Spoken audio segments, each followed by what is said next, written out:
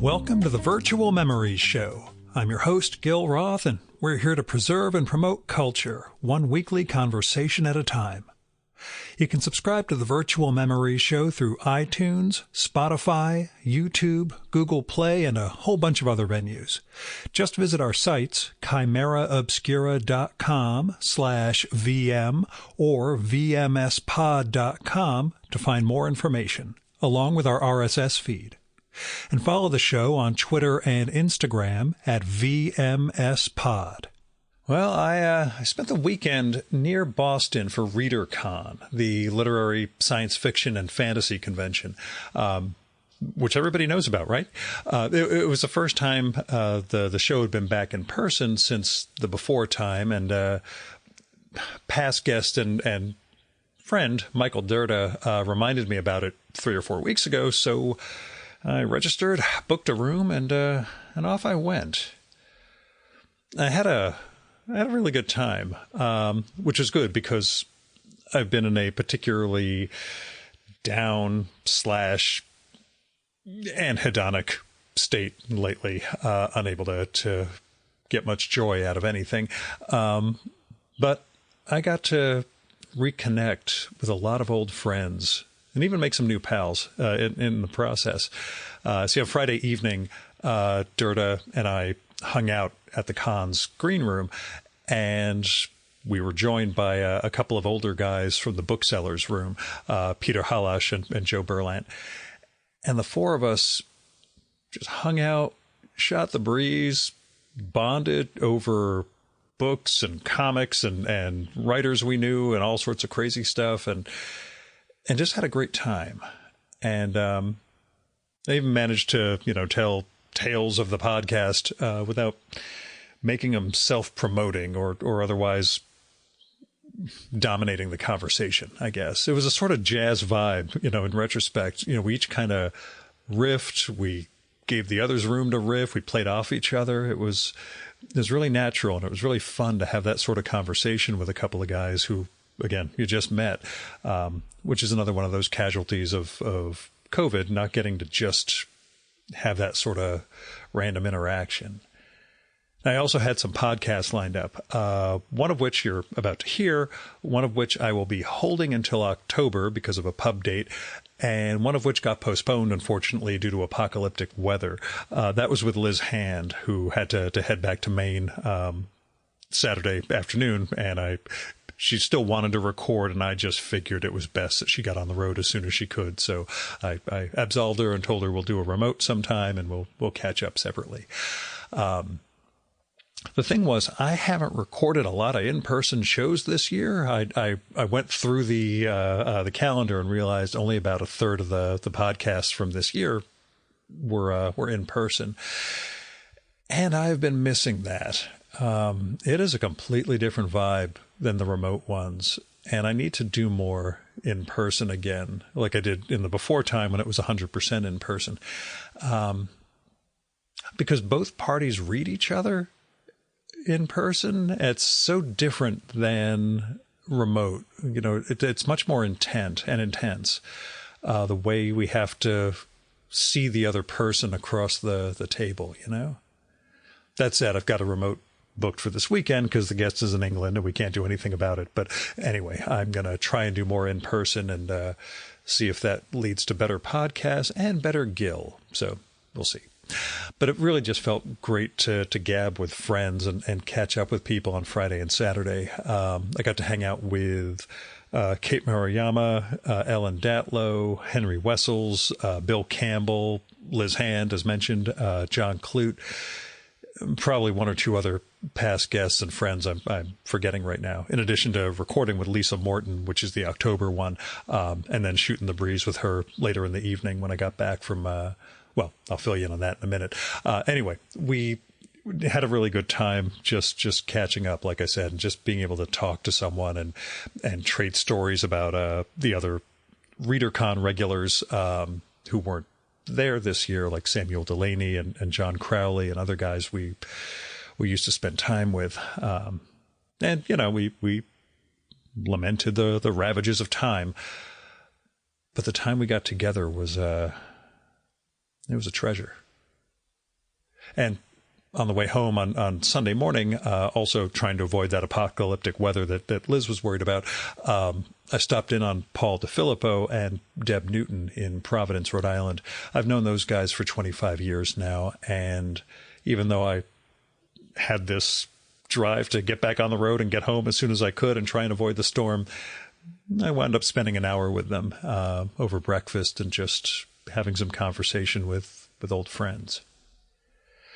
And in between all that, had dinner on Saturday with an old friend from college who lives near-ish. Well, anyway, she's near Worcester, and it's halfway for us to meet in Framingham and blah, blah, blah.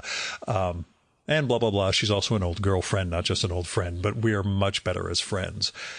And we had a really great evening just catching up and sharing our midlife crises and filling in some of the blanks that we never bothered or realized were important to talk about back when we were together and in college.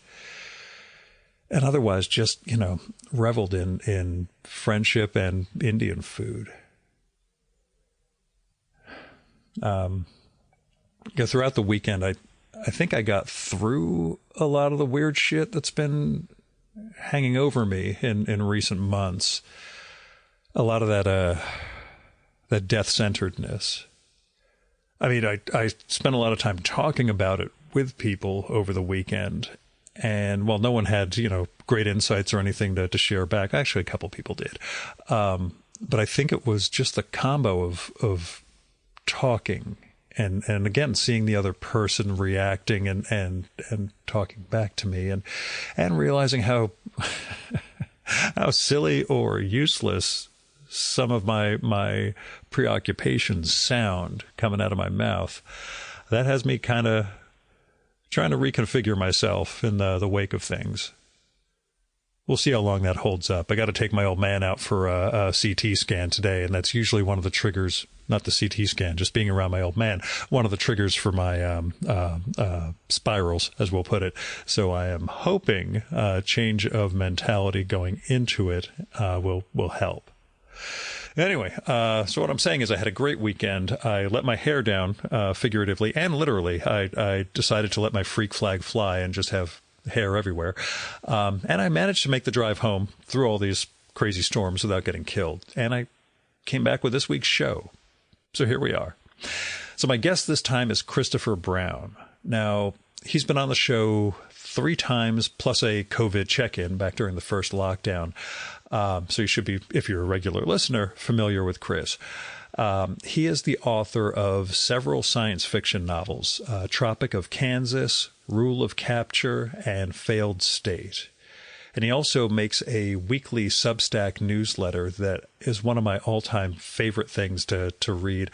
It's known as Field Notes, and, well, in short, it explores the urban wilderness of Austin, Texas, where Chris lives, and chronicles our relationship to the natural world, which is to say there's so much more going on in it. And Chris is a very good writer and photographer, and he incorporates images into the work. It's a fantastic read. Field Notes on Substack. I strongly recommend you subscribe to it. Usually comes out every Sunday, although he's been intermittent lately because of the project that he's been working on. Chris does not actually have a book or project out now to focus on, but we wanted to catch up and figured the podcast would give us a forum to do that. Although we wound up talking the night before, I bumped into him in the hotel lobby and we shot the breeze for a while, and he invited me out to dinner with his son who was visiting. I decided not to for reasons we talk about in the episode. But we also talked for a while, too long after I turned the recorder off on Saturday, too long because he had a panel he had to be on and he almost ran late. So when I say he doesn't have a book out now, Chris does have a book projected to come out next year called The Secret Life of Empty Lots. And we're going to talk about that right from the start here.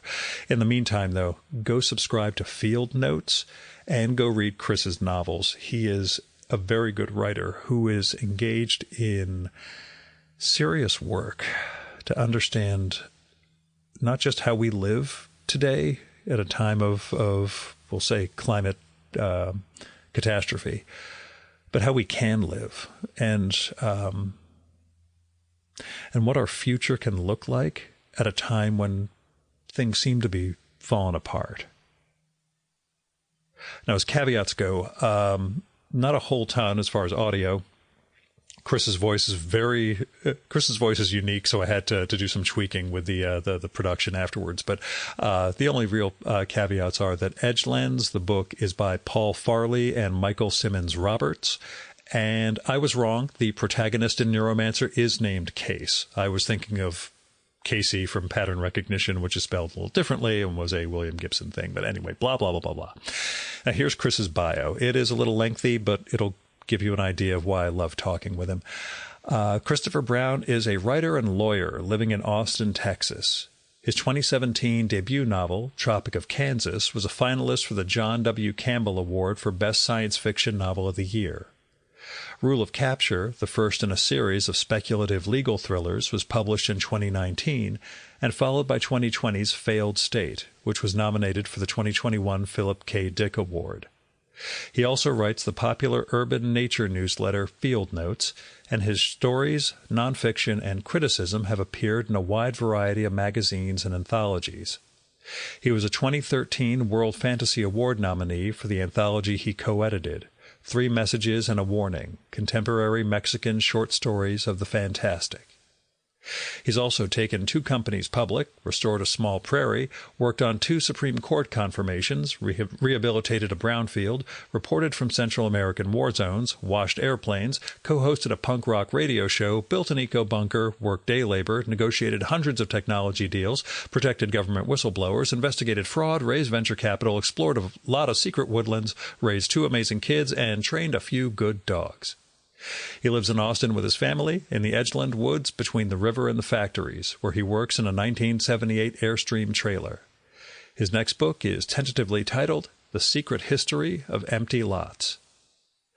And now, the 2023 Virtual Memories Conversation with Christopher Brown.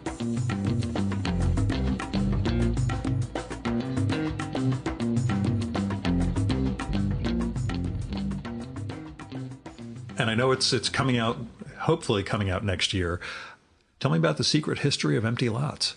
Well, first of all, that may or may not end up being the final title. Okay. But and the final bit. The Secret History of Empty Lots is, in essence, my effort to take the same material that I have been writing about in my Field Notes newsletter, material about urban ecology, urban wildlife, American edgelands, and the things you can learn about other things from those objects in nature and places and spaces, about green futures, about our relationship with the land on which we live, about politics, economics, political economy, law, and about the self and the relationship with the self and the idea of the self and our alienated kind of relationship with each other and with the natural world. And just don't veer too much into Heidegger, but go on. Yeah. And possible ways to break out of that stuff. So the newsletter has been written in a way that's very specific for that newsletter format. Yeah.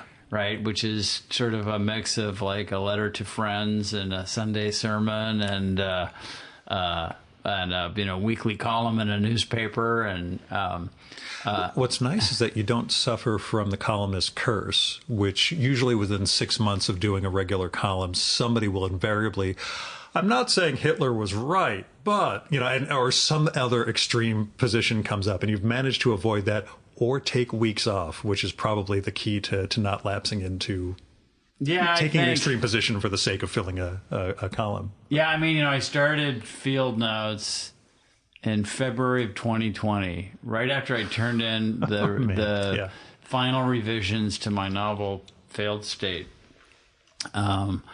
which came out later in 2020, which was a lot of fun. Book launch in time of closed bookstores, I'd been accumulating all this material for years, and I wanted to try doing something with it. And I was really intrigued by the newsletter format because I did, like in college, I had a weekly column in the newspaper, and I thought there's like interesting material there. And I remember my dad used to get these cheesy newsletters, like the Kiplinger Report or whatever. And I was like intrigued by that format. A kind of, in some ways, what had become a kind of obsolete format. I still get FDA news. There's Inside Health Policy online, but every Monday or Tuesday, this newsletter shows up. Yep, FDA news shows up in my physical mailbox. I love. It's like AM radio, man. Yeah. It's just that's why I send a postcard out every day. Same sort of thing. Yeah. There's something like it's like I have an 8-track player in my trailer. It's like I'm all about the dead media. So yeah, and I didn't expect that it would. I was just it was like a sandbox. I didn't think it would kind of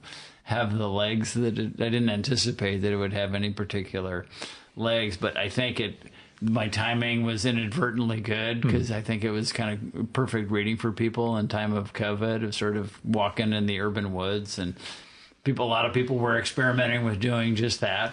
And it wasn't about politics, not directly, and it wasn't about COVID, not directly, and so I've continued it, and I have. I think it's important to kind of pause it because you start kind of repeating yourself.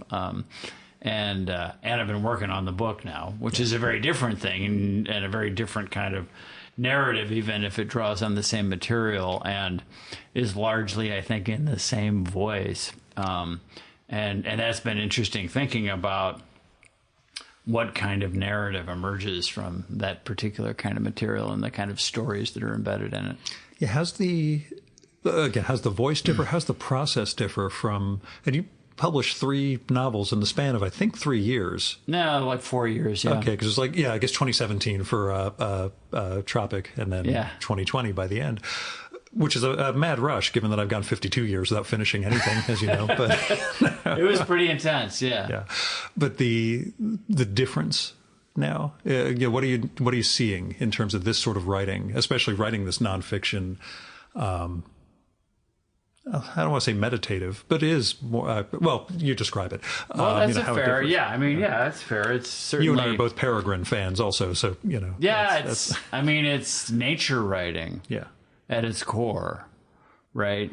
Maybe dystopian nature writing, or which is the kind of nature writing that happens when you're living in dystopia, I guess. But also more hopeful than perhaps that kind of framing would suggest. And it's as narrative, it's it's a really different form. It's pretty discursive and.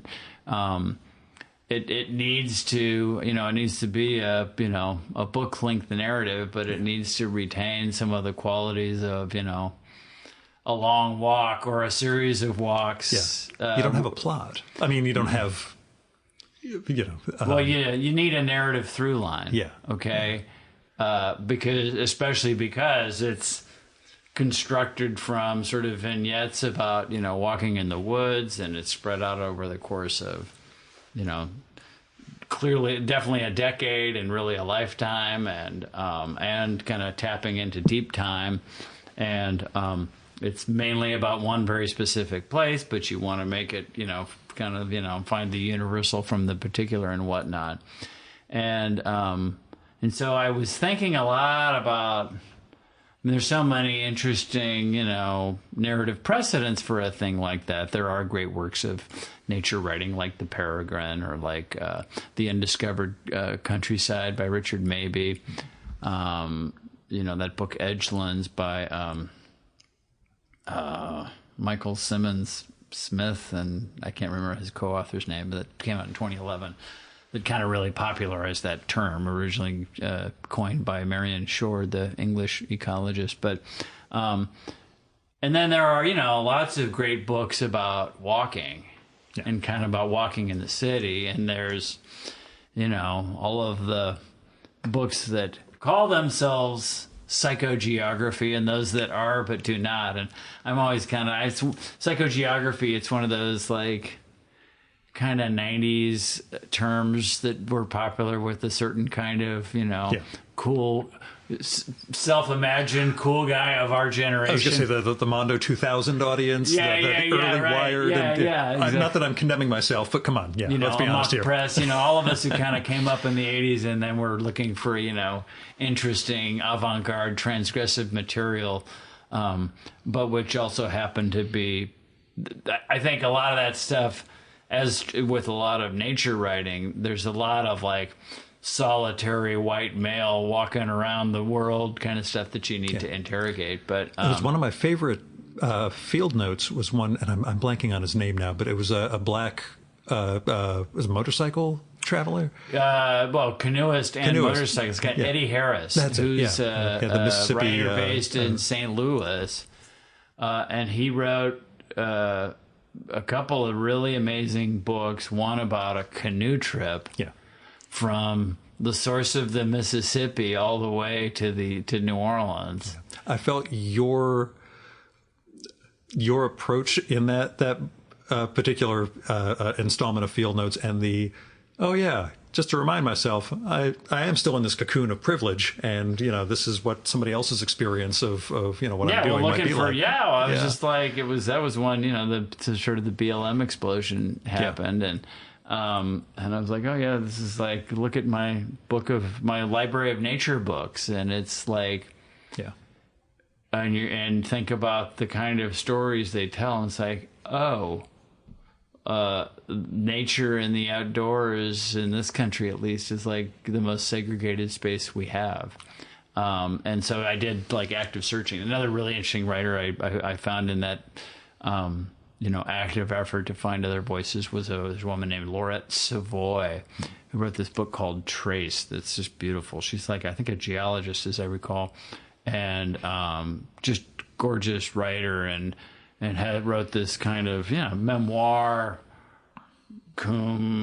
work of natural science writing, about like really the deep physical scientist, earth scientist understanding of the landscape with a sort of story of her particular experience of growing up in this country. And that stuff was really helpful to kind of think about how I wanted to approach this material and kind of my own kind of personal narrative that I'm weaving in there. So there's the kind of psychogeography type stuff. So think Ian Sinclair, right? London Orbital, right?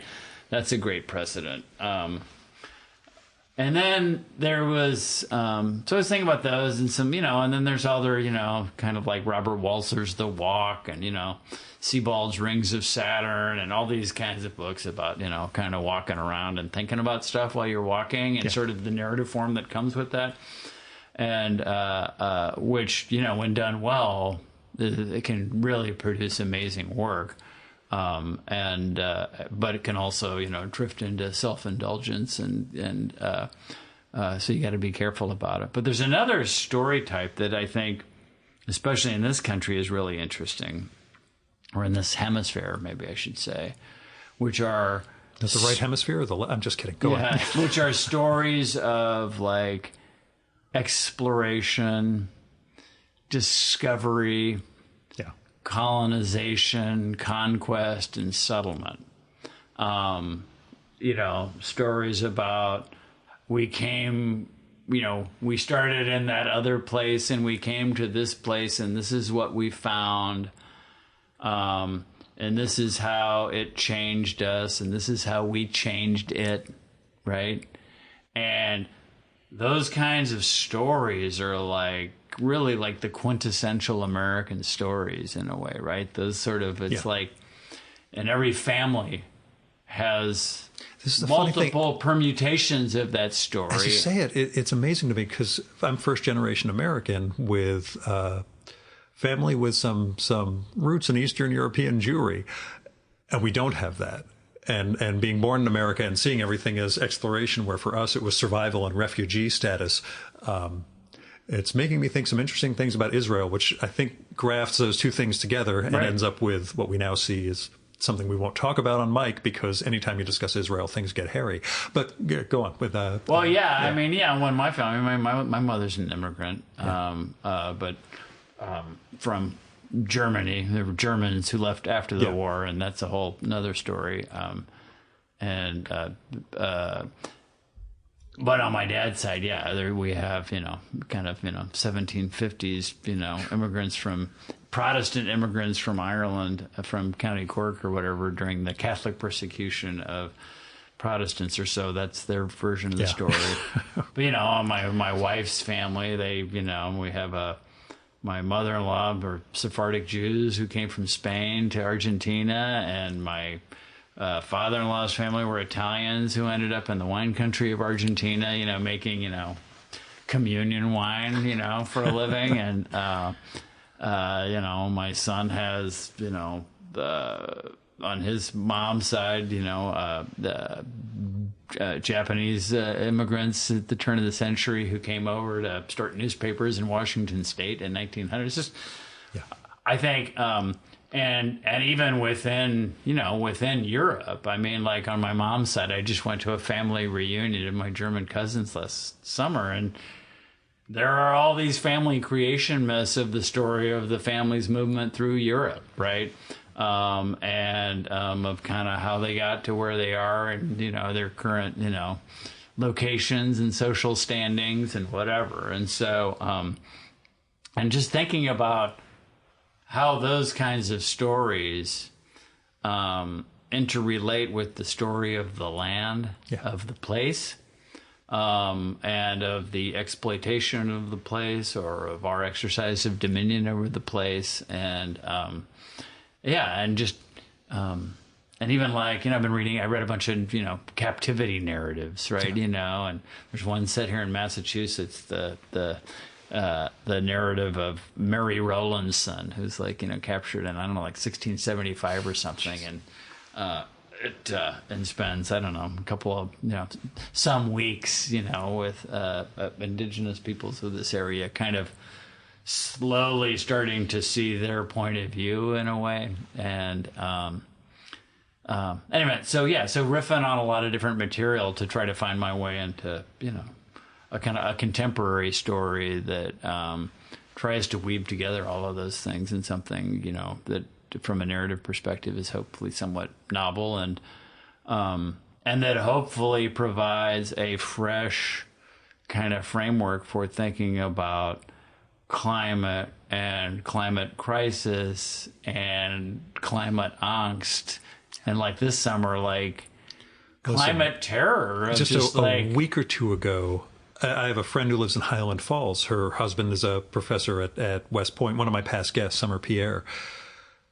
And Sunday evening, I'm clicking around on Twitter, and I see, here's the roads all washed out in Highland Falls and West Point. We just got 10 inches of rain in like 3 hours, and everything's gone away. It's 40 minutes away from us, and we had some heavy rain, but just these bursts like this are showing us how vulnerable we've left ourselves, I guess. I mean, last week, it was July 4th, and we took a family vacation to the beach on the Texas coast, as one does in summer. So with basically 4 households in a Airbnb rental on the beach at South Padre Island. My in-laws, my recently widowed mom, my adult son, and 3 school-age kids. Or our daughter's not age 4, and packing up for the beach, just like all American, summer vacation, road trip, 5 hours straight south. And I'd never been to South Padre Island before. I'd never gone there on a crazy college spring break. And we'd gone to other kind of closer Texas beaches.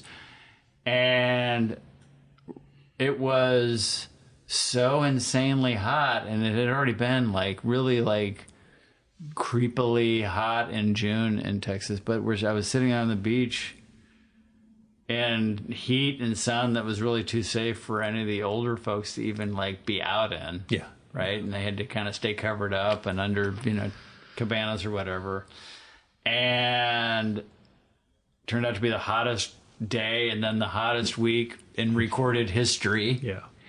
And as we're sitting there, and it's an interesting place, there's little pockets of kind of edgeland beauty of there's a bird sanctuary next to the water treatment plant where the effluent from the water treatment plant is pumping fresh water out into a saltwater marsh, and it creates this really interesting bird habitat and marine and kind of amphibian and reptile habitat. But it's, basically pretty trashed out, and it's kind of a little run down there now. It's like tourist town, kind of starting to, you can probably smell at some point the redevelopment capital will be ready to move in because everything looks a little junky and just, everything for sale, like some dystopian comic book, and off along the horizon is the SpaceX, spaceport launch pad and like factory, just kind of out there, like across the bay, like a kind of shimmering mirage. And you're like, oh, here's like the richest man in the world or the second richest man in the world or whatever. And depends on the day of the week. One of three of them are trying to do the same thing, and they're all trying to figure out how to like get off this planet now that we've trashed. Get to another planet now that we've trashed this one, and you wonder what if that sort of libertarian, billionaire, Ubermensch power and capital were applied to like fixing solving climate problems here instead of like that. But I mean, not that there are interesting and worthy things being done in space exploration, and that's all interesting. But that particular endpoint project of let's get off Earth. Yeah, it's like the guys blowing the hundreds of thousands or millions of dollars on luxury bunkers. Get ready for. And Doug Rushkoff did something about that a couple years ago. I wow. haven't read it yet, but I think one of their biggest challenges was how do we keep our staff from killing us and taking the place over, because they have no reason to be loyal once we're all in this bunker together. So yeah. But what is it like? I know that's a weird meta question. Working on a project like this while living in what's becoming Muskville. Basically, you're in Austin, and Elon is, poured his money in and moved, Tesla operations, and you see from what you document the way not just him but tech money in general, flows in and kind of warps what Austin is. I guess, does it give you an exaggerated lens of what the situation's like, or I mean, I live in that world in all kinds of ways because I'm also a business lawyer, and so I deal with technology capital and the people that play with it and create it and embody it every day, and so I come at it from a lot of different angles, and it gives you a very real sense of just how extreme wealth inequality is in this country. And you really can't appreciate it until you go and like see the new Tesla Gigafactory that has gone up in what had previously was an old Martin Marietta gravel quarry in eastern Travis County outside of the Austin city limits, where in Texas the municipalities have, zoning authority and land use control. But when you get into unincorporated county land, there's really like anything goes. And I think that these guys have kind of figured that out. And I didn't really understand and appreciate the scope of that until I started engaging together with environmental and other, activist groups that I work with kind of negotiating with these guys to try to have some impact on, on their impact on the land and the community. You go out there and, I mean, they bought it in summer of 2020. They bought the land and just like immediately started building. And by the end of the following year, this factory that's like, I can't remember if it's 1 million square feet or 4 million square feet. It's just this it's like a building the scale of which I have never witnessed other than, when done by like a nation state. Yeah. Right? I mean, it's just the monumentality of it. And it's kind of futuristic in its design, and not totally brutal, but not particularly attractive way. Aesthetics tend not to factor in when you're. But if you go drive around there, like you go to there's these little pockets of neighborhood around it, and in these neighborhoods, we learned. I'm working with this East Austin environmental justice group called Poder, and we went out and started kind of talking to the neighbors around there about the impact. And like in these neighborhoods, these folks they live outside of any city, so they have to go to get water, for example, to get running water in their homes. And these are some of the lowest income neighborhoods in the county. They have to like go to these kind of like skeezy corporate utilities instead of any like municipal authority to get what is often not even clean water, kind of brown water coming out of the tap. And while the Tesla plant got, direct line to Austin City water, But they don't want government intervention, of course. They just want government benefit. But anyway, they just want government. They want government infrastructure and fast tracking of development reviews. And I mean, it's just so you can go. There's one spot. There's this little street where you can go, and it's like a dead end street at one side of the highway where there's just these kind of cute little family double wides in this sort of pretty poor neighborhood, and looming behind them is like the factory, and it's just like, and the contrast is just so kind of insane. And when you get into like negotiating with Tesla or negotiating with any kind of major developer, we have a lot of these projects where we're trying to protect the green belt of the urban river, which is kind of been maintained in an astonishingly natural condition for an urban river, and it's astonishingly clean for an urban river for a variety of reasons. And when you get into these development fights, you learn just how completely stacked as the development code and the process and the politics of it are in favor of the new thing that creates tax base, and not in favor of the trees or animals or any kind of real idea of the future that isn't about municipal growth. Right. You mentioned your child being 4 years old. One of my children. Yeah, I'm sorry. Your youngest child is 4 years old. Child rearing in an age of climate and other apocalypses. Yeah, it's really interesting. I mean, even like, when we sort of, it was a decision to become parents, and you think about it for sure. You think about bringing another life into this world, in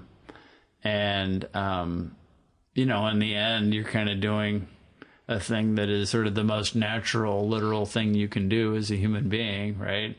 So I've heard. As a couple, I mean, I'm just as an inhuman being. I mean, that's no. I just mean it's it's what we're programmed to do. Thing. It's what what we're watching, the cycles of life all around us, right? And I'm kind of writing about that, and so but it's heavy. I mean, like this summer, I feel like it's really settling in with a lot of people in a much more profound way of kind of where we're at.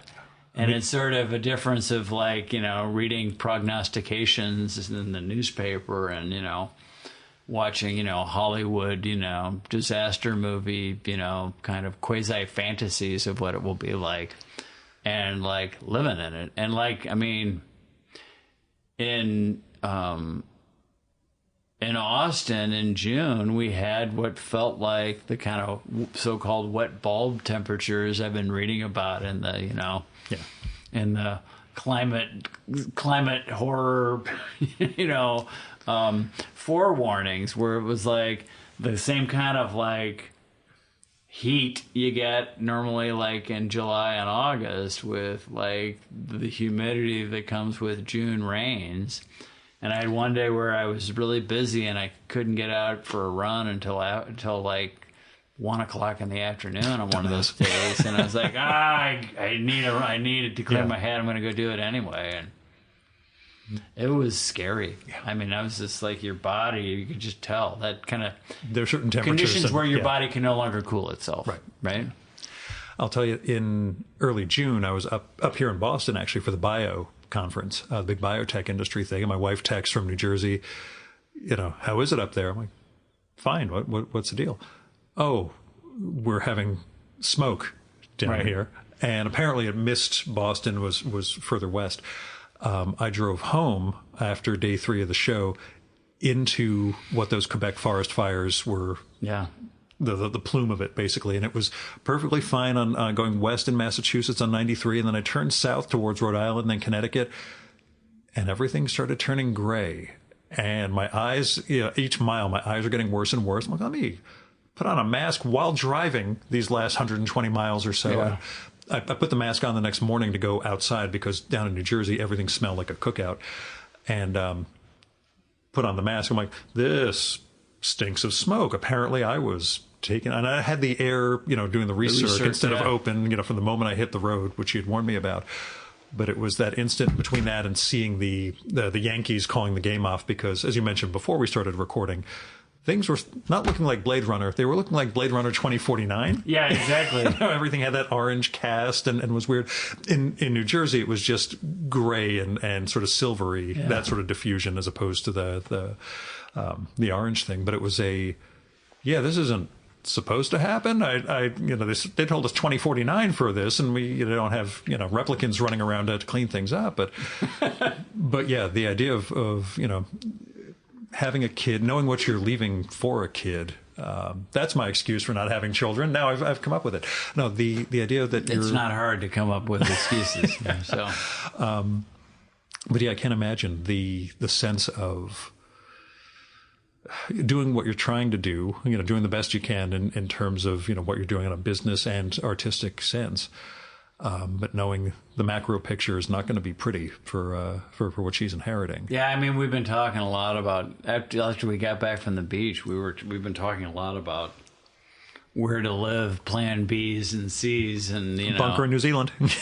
Well, I mean, like both of us have immigrant parents, and we were like, what would it take to get passports in the home countries of our parents, and can I convince my 83-year-old mother to reinstate her German passport so I can easily get one? And, and can my wife get an Argentine passport? And, Only country that'll take me is Israel, and that's kind of a non-starter.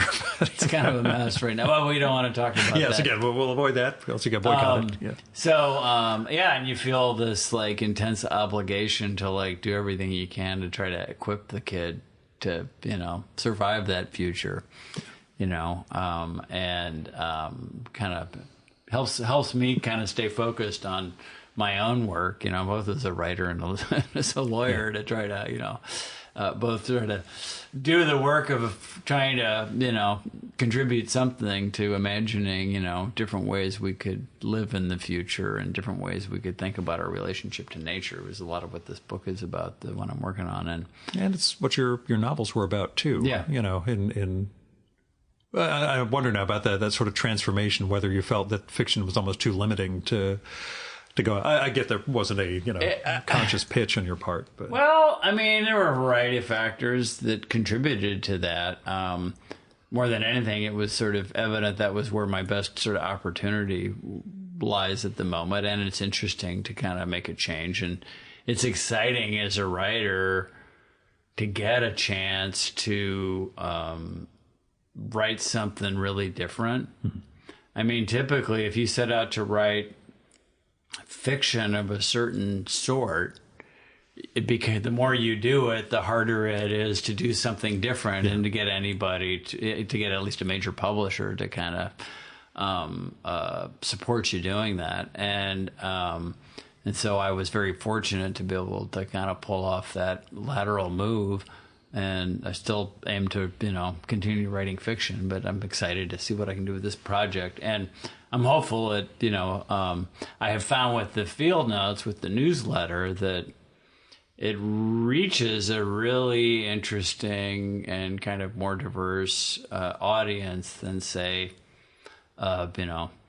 dystopian novel about, people suffering in an even more broken America, the one we live in. Although things can get kind of dystopian in Field Notes, but that's, I guess, the straightforward rendition of Yeah, it kind of just I mean, they're all variations of realism in my mind. Yeah. But this one's obviously a lot more directly mined from the material of the observed world.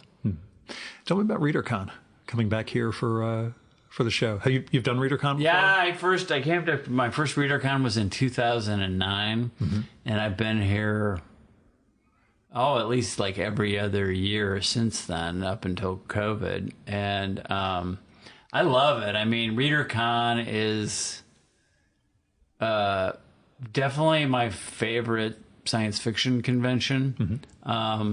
It's a place where I've met so many people that became, important friends and colleagues, and met all kinds of, great writers and editors and critics whose work I had been reading for years, and got to know them.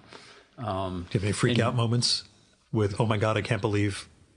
No, I don't know. I mean, like I worked in government. I worked in politics. I've been around lots of.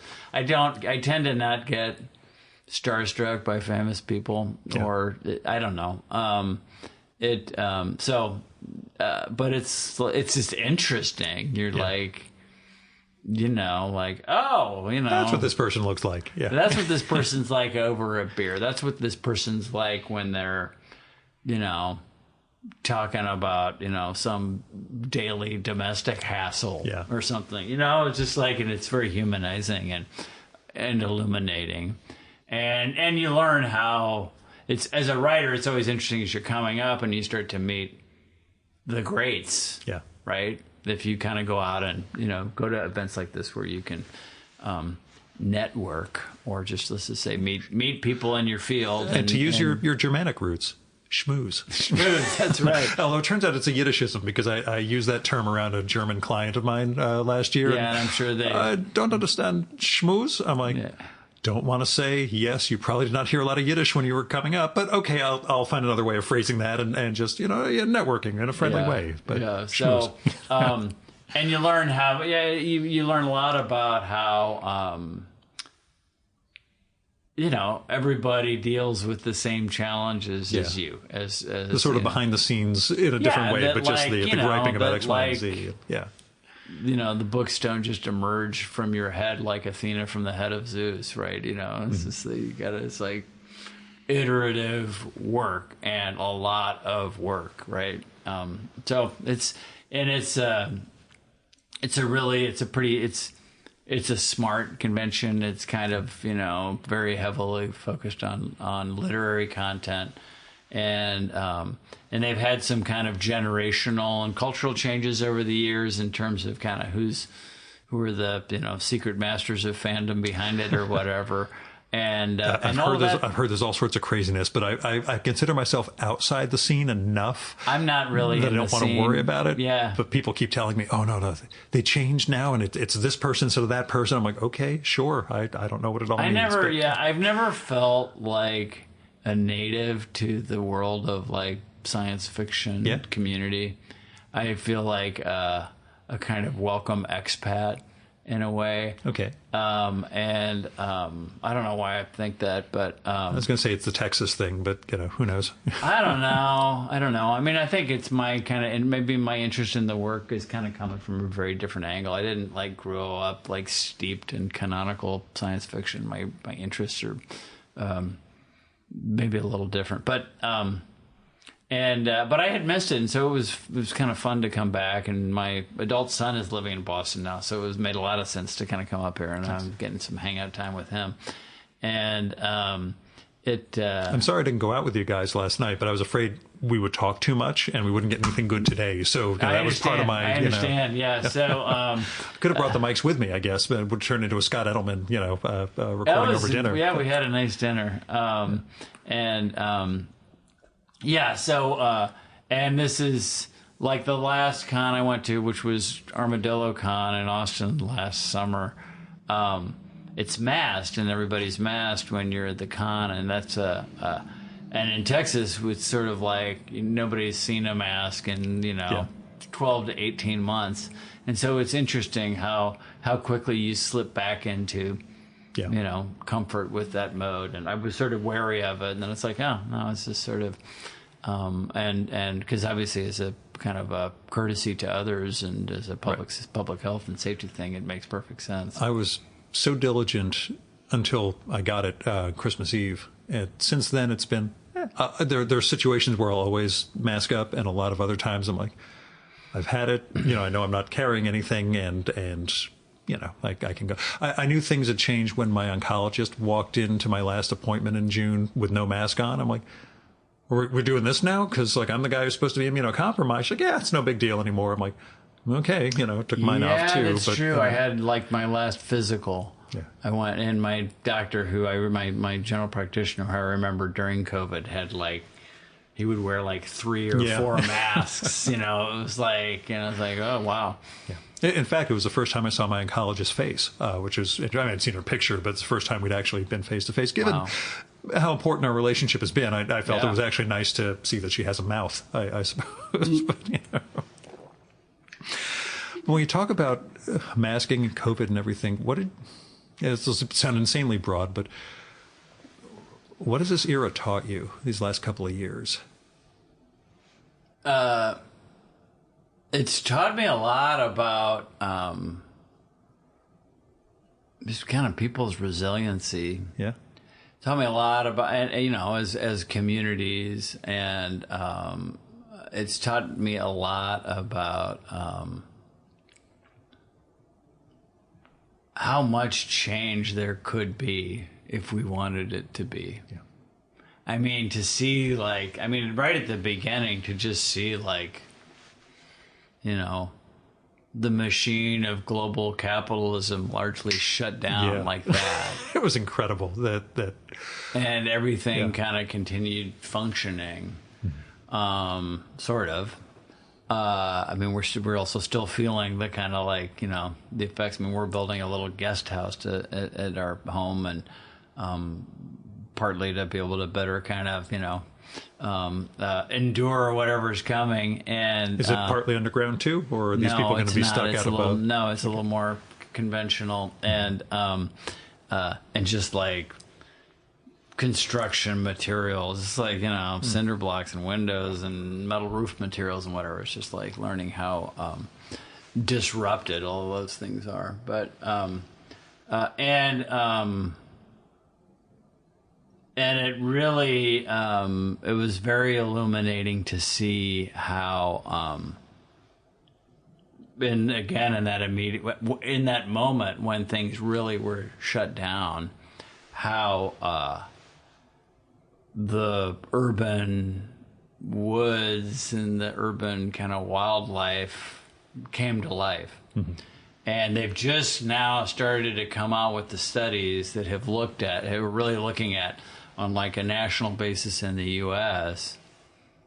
and really all over the world, kind of okay, what really did happen. And what was evident was that the data indicates that animals really were immediately kind of more on the move. Yeah. Hey, no people around. Yeah, it's safe to go, and more animals that normally kind of move through the city strictly at night were willing to come out in the daytime and kind of range farther, and especially as it kind of overlapped, it was spring, and it would kind of overlap with migratory seasons. And so it was really interesting to see. I can't remember if it was Japan or South Korea where it was boars and things were coming down into cities those aren't from around here. They seem to be traveling pretty far now that they know there's no cars and nobody was out and they could, Yeah, well, I think a lot of that wildlife is, more present, closer to us than we realize, and I think that, it's not. Those things aren't really tracked, and there aren't people that are there are very few people who are dedicated to maintaining censuses of the wild animals that live in and around cities. Although you do your best with field notes, not in a scientific way, but Yeah, and I think there are a lot of people who are having those kinds of anecdotal revelations. The other thing that's learned kind of to bookend that is just like how quickly the machine comes back on and kind of gets its momentum back up and it's convulsing. It feels more. There was a stretch where, the machine seemed to be going at full power, and I think, as I've been putting it for a couple of years, you keep calling these people essential workers, they're going to start asking what essential actually means. Yeah. And we're seeing strikes on the Hollywood side of things, but there's at least in the U.S. a lot more activity gumming up the works of capital, and I really think that things like working from home, or as so many people kind of insightfully joked, living at work, and sort of opening up the expanse of the day, unencumbered by the eye of the boss, right? Yeah. Of kind of FaceTime at the office, of the ways in which the office, the company, the job, the institution that employs you, whatever it may be, monitors your, attendance to your assigned tasks, right, and works to milk you for, maximum productivity. I think a lot of people kind of woke up to, in a fresh way, how much that system sucks as a way to live, right? Just how much it completely, just as how kind of futile it really is, and how illusory is the carrots that are dangled before you over the trajectory of your life to try to get you to play the game of the dream of ending up in, one of those commercials where it's like two silver-haired retirees with a mutual fund and like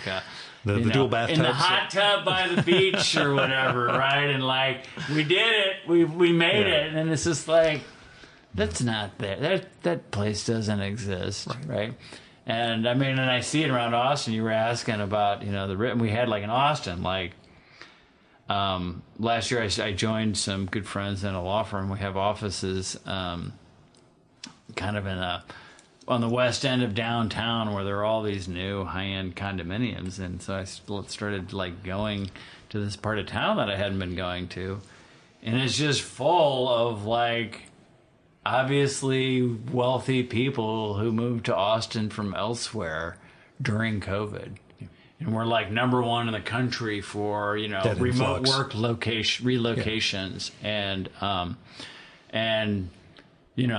And so for those people, it's sort of liberatory, right? It's like, I can kind of get away from the office environment and still have my professional income, and some of these people are, the level beyond that. They're really truly in the, 0.001% or whatever. But for, people who don't have access to kind of professional incomes, I think that the coming around has been pretty brutal at the same time. And I think everybody, that just kind of universally, though, I think that everybody knows that it's sort of like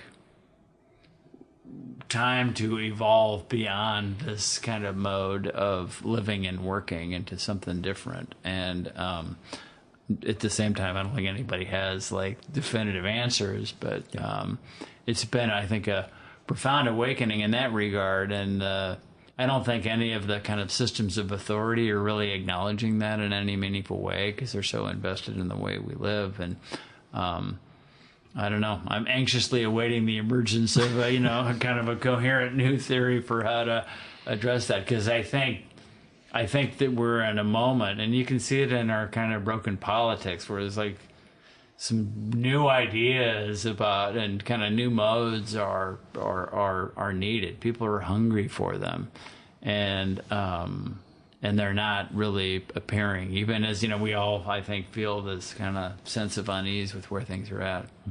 You regret not being around Washington like your old job? No, not at all.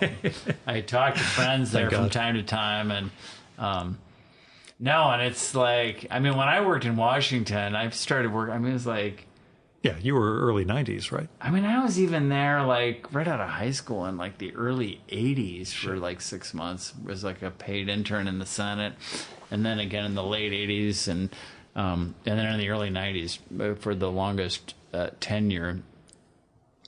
And all of that was when, you know, the distribution of kind of the political distribution of policy positions across, say, the 100 members of the United States Senate was much more distributed kind of through the spectrum. Yeah. And there was like a lot more middle. And there were, you know, genuinely liberal Republicans and scarily conservative Democrats, you know, old school Southern Democrats, and, you know, and it was like a pretty consensus based, you know, policy. It was like people had to kind of work out deals, and it felt, you know, very different. And it was really like in 1994 was when a lot of this Contract with America started with the Contract America, and really, you know, insightful ways of using simple language to try to bring out the binaries in American politics in a way that I think has proven really damaging. It's my few visits since, you know, going back down to doing we've got a lobbying firm I use down in D.C., so I don't have to enter the swamp too often. But yeah, there are meetings I've had where it's just not going to talk about X, Y, and Z. I know this is not a place to editorialize. We're just here to discuss my little policy area in particular, and you know, do what we can. I have to say, yeah, I don't like that swamp metaphor. Yeah. Not from you. No. I'm picking air quotes, but yeah, go on. The nature there's of a the new system. Annie Proulx book out about the history of fens and bogs and wetlands, Yeah. and how their destruction plays like a really, you know, key role in like our climate problems. Mm-hmm. And so The swamp's a good thing. using a negative association with the swamp is one I'm always like reflexively like, hey, wait a minute. Well, after Katrina, that was one of those big, developing all that was basically the thing that allows hurricanes to roll right through now with nothing stopping them. So maybe. I mean, Jeff Vandermeer, who is here at ReaderCon, he's the guest of honor this weekend. Tremendously gifted writer, incredibly hardworking, kind of, you know, creator of I can't believe it. Kind of cultural ecosystems for the kind of work he's interested in, and who I've been lucky to, you know somewhat for a long time. He has a really amazing piece in the Time Florida magazine piece in Time? about kind of ecology and policy in Florida that does a really exceptional job in a way that I think is hard to find, of marrying the lyricism of nature writing and of like personal experience of the wonders of nature with sort of wonky essay type policy stuff that's deeply researched and reported journalistically, you know. I felt that it wasn't knee-jerk DeSantis evil.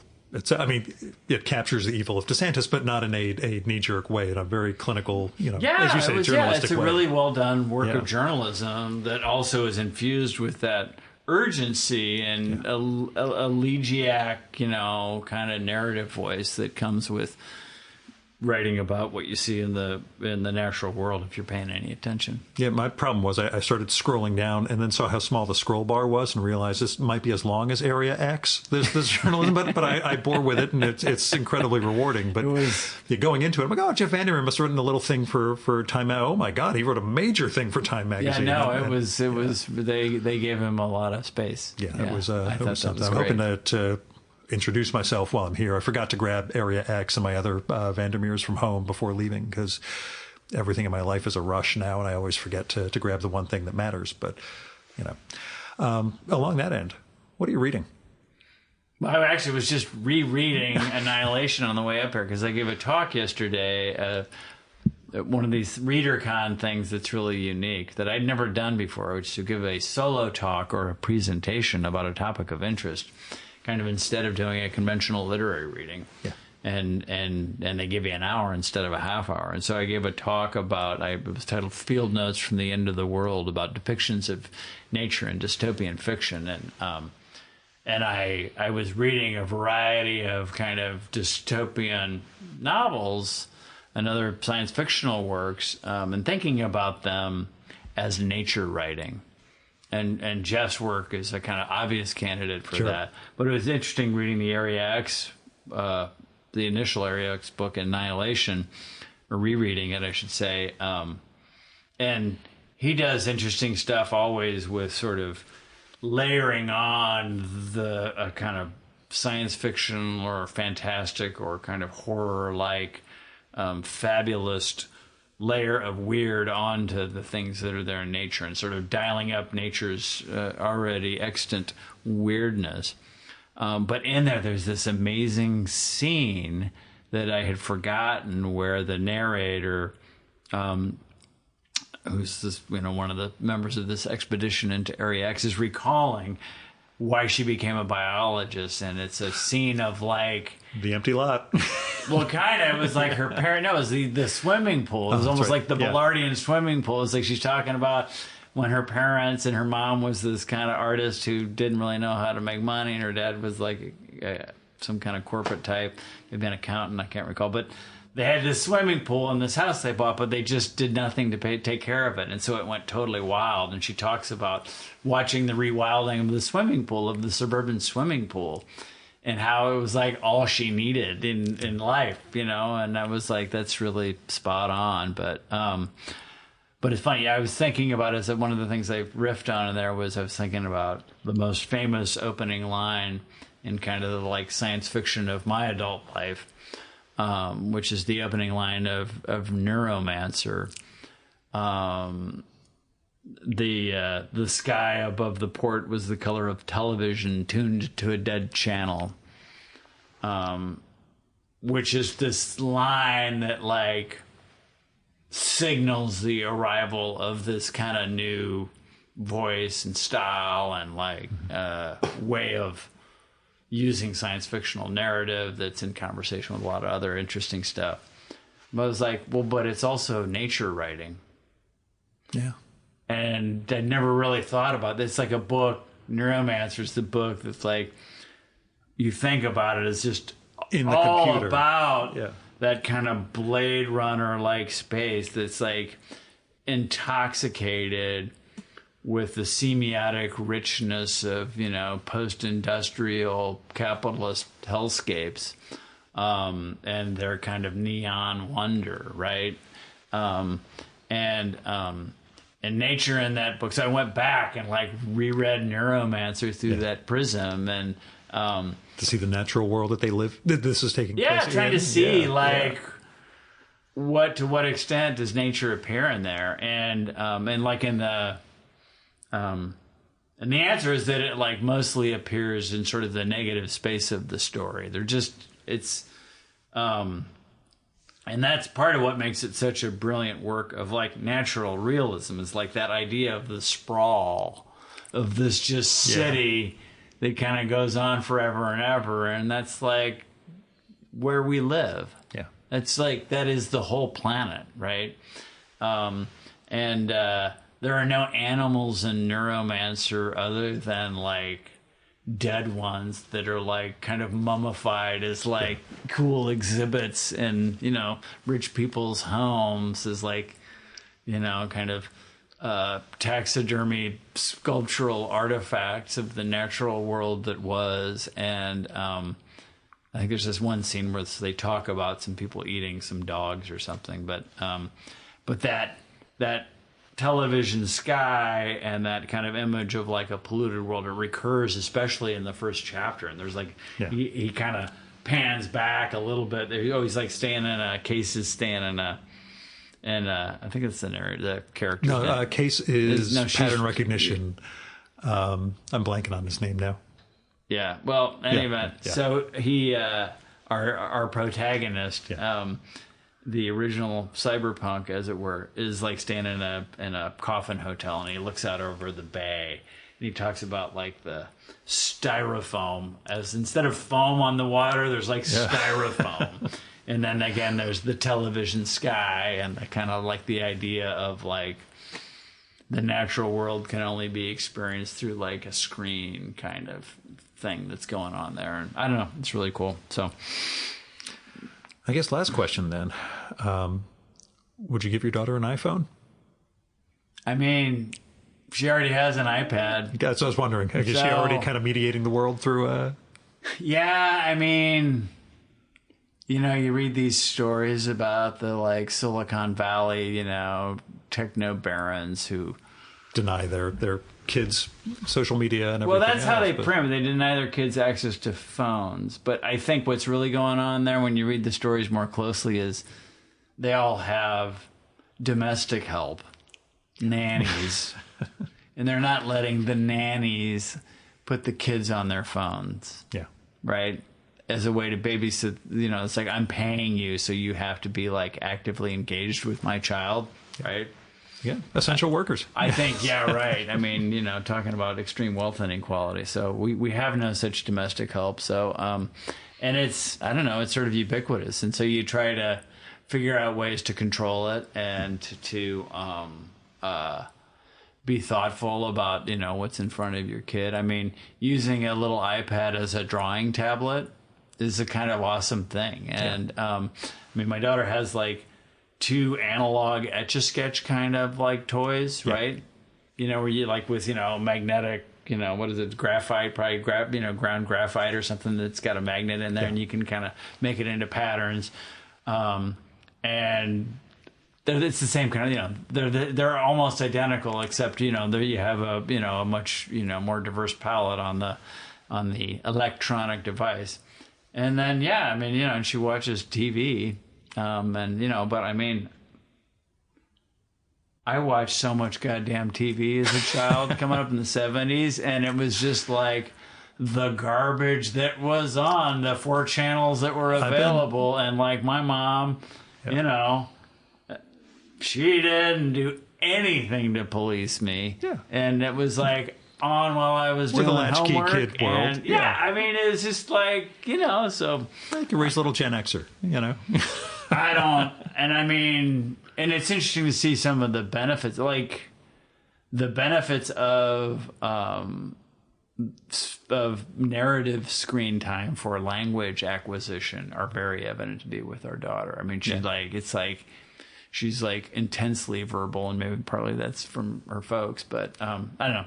I think we live in the world we live in, and, you know, I mean, you can do something.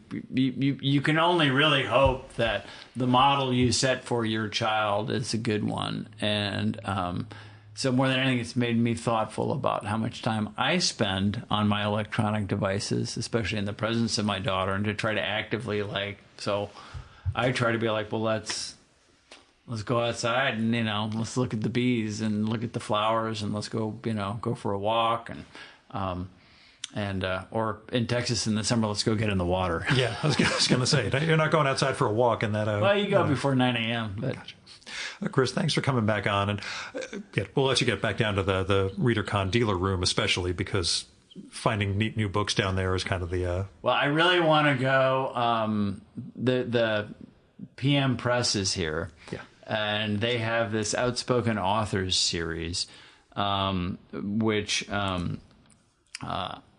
Is edited by Terry Bisson, the just incredible kind of radical science fiction writer, author of Bears Discover Fire, among other amazing works, and Fire on the Mountain, really cool alternate history.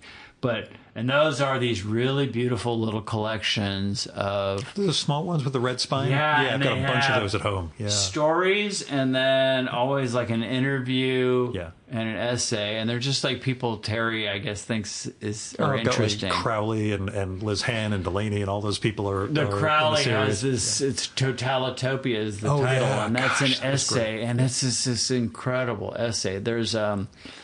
a Paul Krasner one, right? No Which shit. is not a science fiction guy per se, not he's a radical journalist, and it has a piece about the Patty Hearst trial and a piece about who's the guy that shot Harvey Milk, about the killing of Harvey Milk and the Twinkie murders, right? There's it's just, I mean, and they have like 40 of them now, I swear, maybe not that much, but there's a new one with Vandana Singh, who's just a insanely brilliant writer and physicist, and capable of like amazing sort of Borgesian accomplishment. I tease her, she's like Ted Chiang with feelings. But Ted, of course, actually has feelings and is full of heart. But a new one with Eileen Gunn, who's a good friend who I got to see here at ReaderCon, and Nisi Shawl, and so on. So amazing stuff.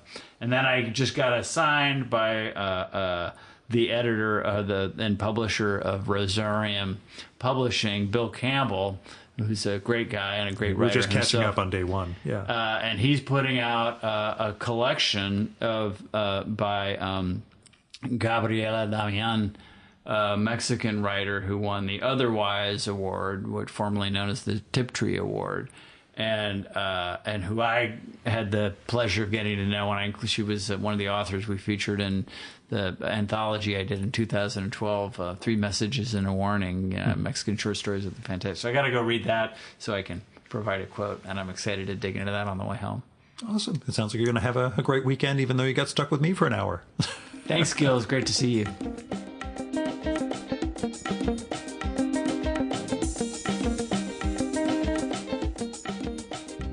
And that was Christopher Brown. Go subscribe to his Substack, Field Notes. It comes out most every Sunday. Like I mentioned, he's taken a few weeks off while he works on the new book.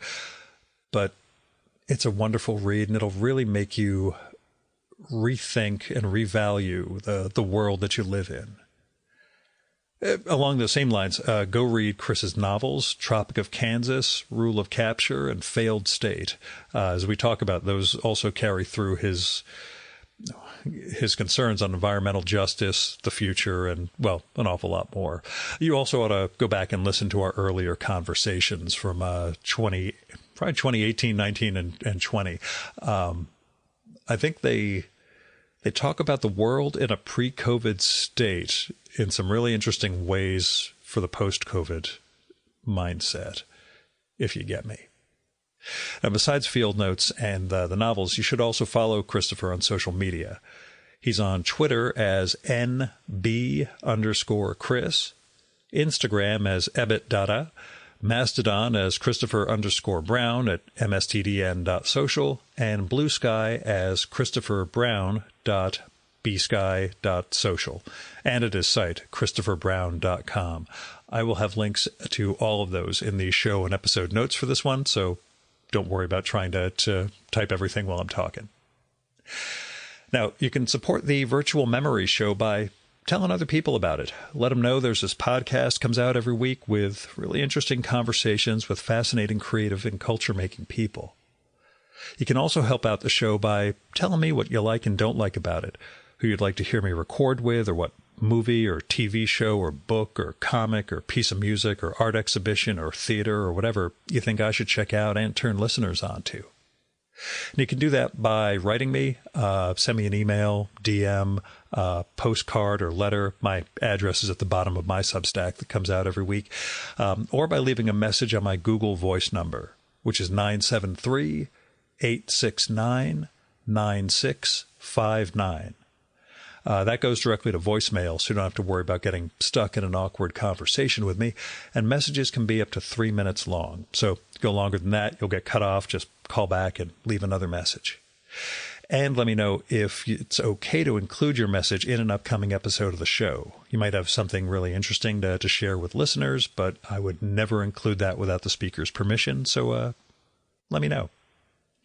Now, if you got money to spare, don't give it to me. I mean, you can subscribe to my Substack and give me $50 a year if you want, or send me a check to support everything I do with this stuff. But my actual expenses are pretty minimal. So it'd be more a sign of you ascribing value to what I do as opposed to I'm keeping Gil alive.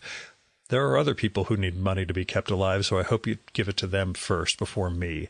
And you can find those sorts of people and those sorts of projects they've got on GoFundMe, Patreon, Kickstarter, Indiegogo, Crowdfunder, and all sorts of other crowdfunding platforms.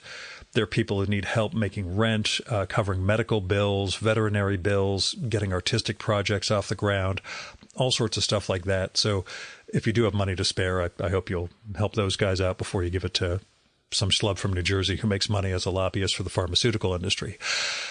And in addition to people, there are also institutions in need. You can help. Well, I give to the Poor People's Campaign. I give to my local food bank every month.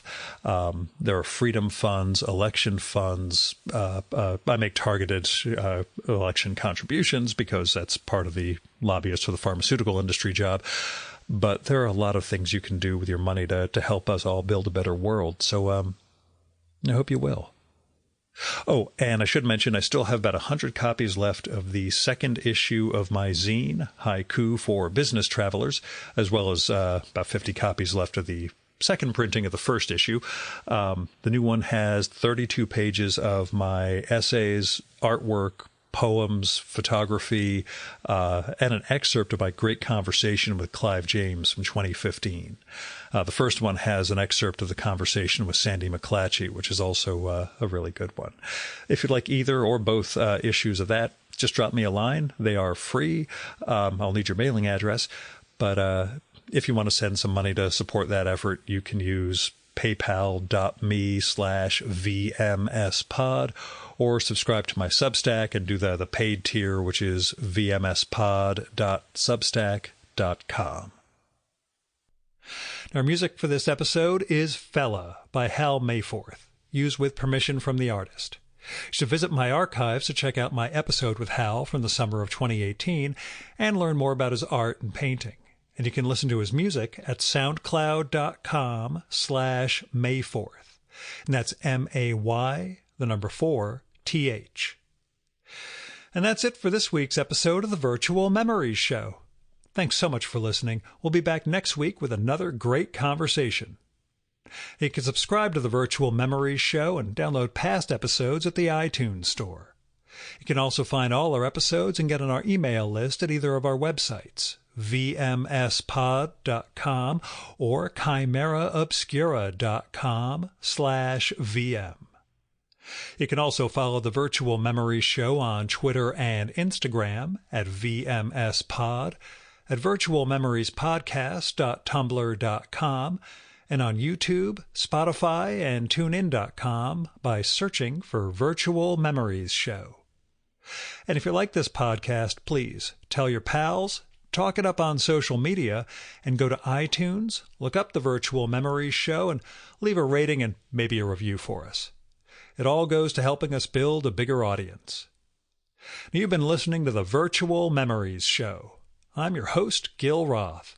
Keep reading, keep making art, and keep the conversation going.